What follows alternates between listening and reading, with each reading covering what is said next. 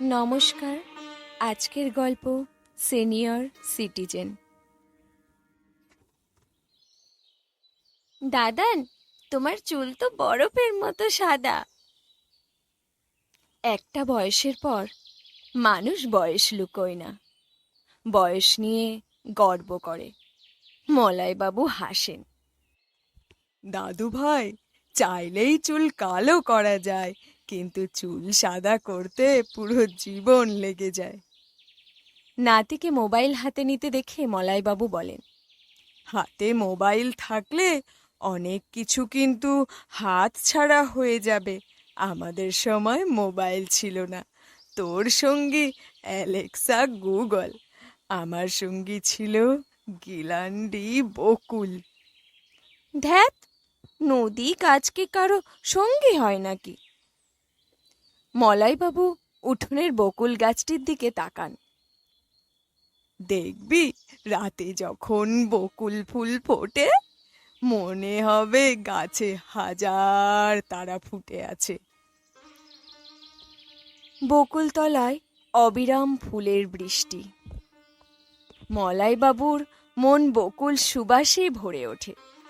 তিনি উদাসী স্বরে বলেন, আমি অবসর ঘরে নয়, গিলান্ডির চরে কাটাতাম। দাদান, একদিন গিলান্ডির চরে নিয়ে যাবে? ভোর, এই ভোর, ও ঘরে কি মধু আছে না কি শুনি? কত হোমওয়ার্ক পড়ে আছে। পামেলার ঝাঁঝালো গলা শুনে ভোর এক ছুটে বেরিয়ে যায়। মলয়বাবু ভাবেন, কি সুন্দর এই ছেলেবেলা, হোমওয়ার্ক ছাড়ার কোনো টেনশন নেই। ছেলেবেলায় মলয়বাবু ব্যাকুল হয়ে রোববারের প্রতীক্ষা করতেন। এখন বাচ্চাদের 7 দিনই করা রুটিনে ঠাসা। এরা পরীক্ষায় নাম্বার পায় কি সব 98, 99, 100। মার্কস তো নয়, যেন ফারেনহাইট স্কেলে জ্বরের পরিমাপ।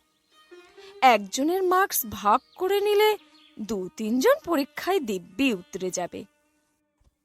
এদের চিলতে অবসরটুকু মোবাইল ফোনের দখলে। এখন মহল্লার রাস্তা, খেলার মাঠ, বাড়ির ছাদ নিঃসঙ্গ পড়ে থাকে। চাঁদের বুড়ি আর চরকা কাটে না। মোবাইল ওদের সব কল্পনা, খেলাধুলো লুট করে নিয়েছে।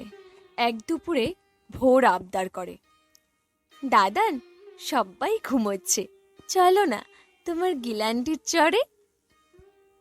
মলয়বাবু ফিসফিস করেন, চল ঘুরে আসি। নরম রোদ ছড়ানো পড়ন্ত দুপুর। রাস্তা ছেড়ে মাঠে নামতেই ফুরফুরে মলয়বাবুর মেজাজ। তার মধ্যে ছেলেবেলা ভর করে। ফিনফিনে রোদের ডানায় ভেসে তিনি পৌঁছে যান ফেলে আসা কৈশোরে। গিলান্ডি নদীর ধারে একটি জলপাই গাছ। শীতের আগমনী বার্তা নিয়ে গাছটি জলপাইয়ে ছেয়ে আছে। ঝরা পাতা সরাতেই 2টো জলপাই দেখা যায়। মলয়বাবু তুলে নেন। তার ছেলেবেলার 2 টুকরো তেপান্তর। দাদু ভাই, এই যে জলপাই। তিনি নিজে একটা জলপাই কামড়েই ছুঁড়ে ফেলেন। উফ, বাপরে বাপ, কি টক! ভোর তার মা পামেলার গলা নকল করে, না ধুয়েই মুখে দিলে আনহাইজিনিক। মলয়বাবু অন্য জলপাইটা নিজের পাঞ্জাবিতে মুছতে মুছতে বললেন, ভয় কি, এখানে তো আর তোর মা নেই। তিনি জলপাইটা ভোরের হাতে দেন। দেখ, টেস্ট করে দেখ। ভোর ইতস্তত করে, দাদান, মা জানলে। মলয়বাবুর কণ্ঠে বেপরোয়া কৈশোর, ধুস, জানবে কি করে। ভোর ভয়ে ভয়ে জলপায়ে কামড় বসায়। মুখ চোখ কুচকে বলে, একটু একেবারে লেবুর মতো। দাদু ভাই, চলো এবার ফেরা যাক। দাদান, রোদে থাকতে তো ভালোই লাগে। ছেলেবেলায় মলাইবাবুর কত দুপুর উড়ে বেরিয়েছে ফড়িংয়ের মতো। তখন রোদ গরমের বোধ ছিল না। সেন্টিগ্রেড ফারেনহাইট জানার পরই বুঝি গরম লাগতে শুরু করে। মলাইবাবু ভোরকে সমর্থন করেন। ঠিক বলেছিস, ঠান্ডায় গরম পোশাক, রুম হিটার, গরমে এসি কুলার, বৃষ্টিতে ছাতা। এখন চাই ঋতু এনজয় করার স্কোপই নেই। ঠিক বলেছ। ভোর বিজ্ঞের মতো মাথা নাড়ে। চাঁদ মামা কিছু না পরেই সারা রাত বাইরে থাকে। কই, ওর তো ঠান্ডা লাগে না। গোধূলির আলো মেখে ওরা বাড়ি ফেরে। পামেলা বারান্দায় বসেছিল।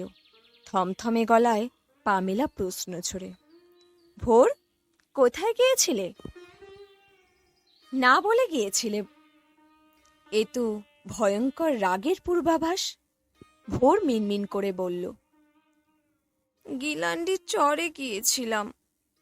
পামেলা চিরবিরিয়ে ওঠে, বনে বাদারে ঘুরে ডেঙ্গু বাঁধাও। মাকে এড়িয়ে ভোর ঘরে যাচ্ছিল। পামেলার শিকারে চোখ এড়ানো মুশকিল। সে ভোরকে টেনে ধরে। হাঁ কর তো। ভোরের মুখের সামনে নাক নিয়ে পামেলা হুঙ্কার করে, কি খেয়েছিস? ভোর অপরাধীর গলায় বলে, জলপাই। না ধোয়া জলপাই? কি আনহাইজেনিক! পামেলা ভোরকে হিড়হিড় করে টেনে ঘরে নিয়ে যায়। বলে, বাচ্চাদের তবু দুঘা দিয়ে থামানো যায়, মুশকিলেই সিনিয়র সিটিজেনকে নিয়ে। একটু 19-20 হলেই পামেলা মলাইবাবুকে সিনিয়র সিটিজেন বলে। আকাশের ক্যানভাসে মেঘের পোচ পড়তেই ঝলমলে দিন ঝাপসা হয়ে যায়। মেঘলা দুপুরে বিষণ্ণতা স্মৃতির ঝাঁপি খুলে বসে। কৈশোর হল সুহাগী রোদের সোনালি সকাল, যৌবন কমলা রোদের আয়েশি দুপুর, মাঝ বয়সের ব্যস্ত বিকেলটা গড়ালেই গোধূলি, জীবনের শেষ অধ্যায়। বার্ধক্যের মলাটে বন্দী হয়ে থাকে কৈশোর যৌবনের ইতিহাস। ঝমঝম বৃষ্টি। উঠোনের পেয়ারা গাছটির সঙ্গে ভিজতে থাকে মলাইবাবুর অবদ্ধ কৈশোর। কাগজের নৌকা ভাসানোর বন্ধুদের না পেয়ে আজকাল বৃষ্টিও উচ্ছ্বাসীন। দামাল সঙ্গীদের না পেয়ে মনমরা পাকা পেয়ারা গাছ থেকে খসে মাটিতে গড়ায়। বয়স বাড়লেই ছেলেবেলার ভালো লাগা জেদ বদলে যায় বড়দের হিসেব বোধ বুদ্ধিতে। এখন মন চাইলেও আর বৃষ্টিতে ভেজা হয় না। বড় হওয়ার অনেক দাম। মানুষের বয়স বাড়ে, কিন্তু কেউ বুড়ো হতে চায় না। বুড়ো হতে বয়স লাগে, কিন্তু বয়স না কমলেও তো আচরণে বাচ্চা হওয়া যায়।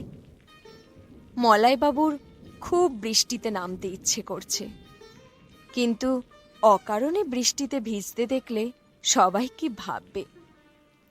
জীবনটা লোকে কি ভাববে ভেবে ভেবেই আর নিজের মতো বাঁচা হয় না। কিছুদিন পর লোক এসে বলো হরি হরি বল বলবে, সে সময়ও হয়ে যায়। গুলি মারো লোককে। মলাইবাবু বৃষ্টিতে নামেন। ভালো লাগার জলপ্রপাতে স্নিগ্ধ হতে থাকেন। দাদানকে ভিজতে দেখে ভোরের গলায় পামেলার বুলি, পচা জল কাদায় নেমেছ? ছি, কি আনহাইজেনিক, জ্বর হবে কিন্তু। ভোর বৃষ্টিকে পচা জল, মাটিকে কাদা বলছে।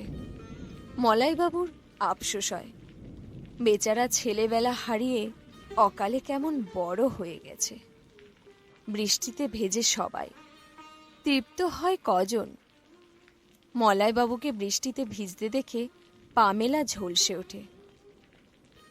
অন্যকে বারণ করবে কোথায়, না নিজেই সিনিয়র সিটিজেন ভোরকে শেষ করে ছাড়বে। আবার একই অভিযোগ, ভোরকে শেষ করে ছাড়বে। মলাইবাবু তো ভোরের জন্য নিজেকে শেষ করে দিতে পারেন, কিন্তু তাকে এই কথা বারবার শুনতে হয়। তার অনেক দিনের অবরুদ্ধ অশ্রু আজ বৃষ্টির সঙ্গে মিলেমিশে যায়। পাতা, ফুল, পেয়ারা পড়ে উঠোন ভরে থাকে। পামেলার সব রাগ গিয়ে পড়ে বকুল পেয়ারা গাছ দুটোর উপর। সে গজগজ করে, আপদ দুটোকে বিদেয় না করলেই নয়। বাড়িতে রোদ আলো আসে না, জঞ্জাল সরাতেও ফালতু টাকা নষ্ট। মলাইবাবু বলেন, বৌমা, জঞ্জাল পরিষ্কার করার টাকা বরং আমার পেনশন থেকে দিও। আমার পেনশন থেকে দিও বললেই যেন হয়ে গেল। পামেলার কথায় শ্লেষ। ওই আছে এক পেনশন, সবার পেট থেকে নেট যেন ওর পেনশনেই চলে। মানুষের গড় আয়ু বৃদ্ধি আশীর্বাদ না অভিশাপ? অবসরপ্রাপ্ত মানুষ পরিবারে বেকার ছেলের মতো।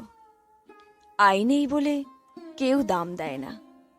বৃদ্ধরা যেন মোবাইলের যুগে অচল ল্যান্ডফোন। আজকের সভ্যতা বড় বিবেকহীন। নিজেকে নিয়ে ব্যস্ততার মধ্যে বুড়োদের জন্য সময় কোথায়? মৃগাঙ্ক পামেলা ছেলেকে নিয়ে কোথায় যেন বেরিয়েছে। বুড়োদের কুকুরের জীবন, দিনরাত বাড়ি আগলে রাখো। খবরের কাগজ চেটেপুটে দিনগুলো খুঁড়িয়ে চলে। একদিন খবরের কাগজ না এলে বোঝা যায় ভরা সংসারেও মলাইবাবু কতটা নিঃসঙ্গ। শৈশব ও বার্ধক্যের অনেক মিল।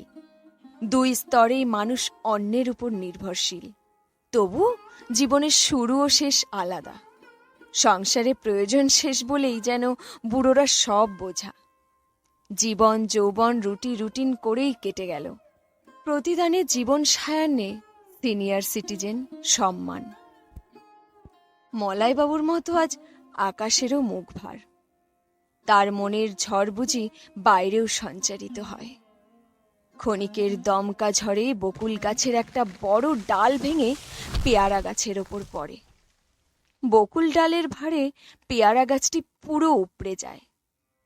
উথাল পাথাল ঝড়ে পেয়ারা গাছটির মতোই মলয়বাবুর সব বন্ধনের শিকড় ছিঁড়ে যায়। বৃদ্ধ হওয়া তো একটা যোগ্যতা। মলয়বাবুর মধ্যে একটা আত্মবিশ্বাস টক বগিয়ে ওঠে।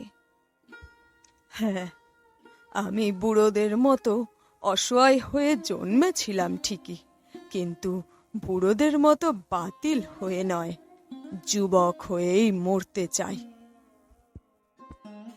ঝড় বৃষ্টি থামতেই একটা ব্যাগে প্রয়োজনীয় কিছু জিনিস ভরে নিয়ে তিনি বেরিয়ে পড়েন।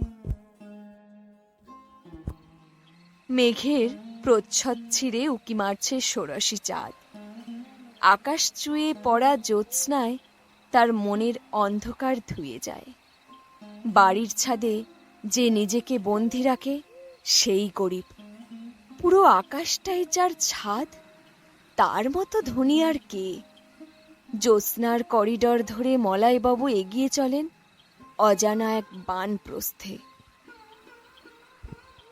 মৃগাঙ্করা বাড়িতে ফিরে ঝড়ে বিধ্বস্ত বকুল পেয়ারা গাছ দেখতে পায়।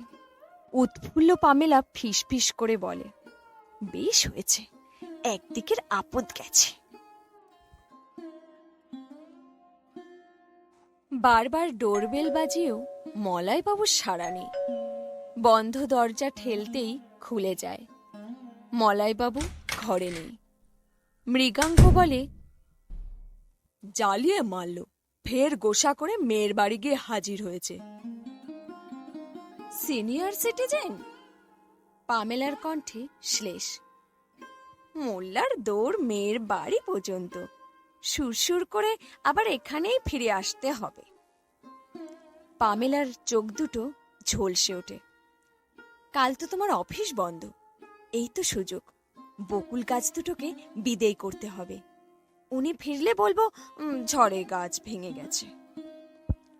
মৃগাঙ্ক বাবার কাছেই শুনেছিল বকুল কাঠ খুব শক্ত, দামি ও দুষ্প্রাপ্য। পামেলার চাপে তাড়াহুড়োয় জলের দরে গাছটা বিক্রি করতে হলো, সঙ্গে পেয়ারা গাছ ফ্রি, শর্ত একটাই, গাছ কেটে সব ডালপালা সরিয়ে উঠোন পরিষ্কার করে দিতে হবে। দুপুরের মধ্যেই গাছ কেটে পুরো উঠোন সাফ। পামেলা আনন্দে ডগমগ। যাক বাবা, বাঁচা গেল। দেখো, বুড়ো বকুল গাছটা না থাকায় বাড়িটা আলোয় ঝলমল করছে, উঠোনটাও বেশ ফাঁকা ফাঁকা পরিষ্কার পরিচ্ছন্ন লাগছে। বকুল গাছের স্নেহ ছায়ার অভাবে বাড়ির উঠোন দুপুরে ঝলসে যাচ্ছে। বকুল গাছটি এই পরিবারেরই সদস্য ছিল। সন্ধে হলেই ঝাঁকে ঝাঁকে চড়ুই গাছে রাত কাটাতে আসতো। তারা আর আসবে না। মৃগাঙ্ক দিদিকে ফোন করে। দিদি, বাবা কবে আসবে রে? ফোনের ও প্রান্তে শঙ্কিত গলা। কি বলছিস? বাবা তো আমার এখানে আসেনি। প্রিয়জন না থাকলেই তার প্রয়োজনীয়তা প্রকট হয়ে ওঠে। মৃগাঙ্ক বাবাকে ফোন করে। মলাইবাবুর ঘরে মোবাইল বেজে ওঠে। মৃগাঙ্ক নিশ্চিত হয়। দেখো কাণ্ড, বাবা ফিরে এসেছে, অথচ আমরা কেউই জানি না। মলাইবাবুর ঘরে গিয়েই ও আর্তনাদ করে। পামেলা, বাবা এবার মোবাইল নিয়ে যায়নি। মৃগাঙ্কর ভেতরটা হু হু করে ওঠে। নিরাশ্রয় চড়ুইগুলোর মতো বাবা কোথায় রাত কাটাবে? ও ফুটো বেলুনের মতো ধপাস করে বসে পড়ে। পামেলার স্বগতোক্তি। সিনিয়র সিটিজেন চালিয়ে মারল, বুড়োটা ঠিক সব হাতিয়ে কেটে পড়েছে। মলাইবাবু নিজের আলমারির ডুপ্লিকেট চাবি পামেলার কাছে রেখেছিলেন। পামেলা দ্রুত আলমারি খোলে। আলমারির ভেতরে লকারের মুখে একটা খাম সাটা। খামে মলাইবাবুর লেখা চিঠি। জানি আমার খোঁজে প্রথমে এখানেই আসবে। আমার স্থাবর সব আগেই আমি মৃগাঙ্ককে লিখে দিয়েছি। মৃগাঙ্কর মার সব গয়না এই লকারেই আছে। আমার বিয়ের আংটিও রেখে যাচ্ছি। আমার সব সঞ্চয় ব্যাংকে। এটিএম কার্ড দুটো রেখে গেলাম, দুটোরই পিন নম্বর ভোরের জন্মসাল। এখন ঘোর পড়াশোনায় আক্রান্ত শৈশব। ভোরকে খোলা আকাশে খেলতে দিও, একটু মেঘ রোদ বৃষ্টিতে নামতে দিও। হোক না কৈশোর একটু বেহিসাবি। জীবন তো আর হিসেবের খাতা নয় বৌমা। বুড়োরা একটু বাচ্চামি করেই, কিন্তু বাচ্চারা যদি বুড়োর মতো আচরণ করে তবেই সমস্যা। বেচারা রাত দিন শুধু বইয়ে ডুবে থাকলে সত্যি সত্যি সিনিয়র সিটিজেন হয়ে যাবে। তোমরা ভালো থেকো, খুব ভালো।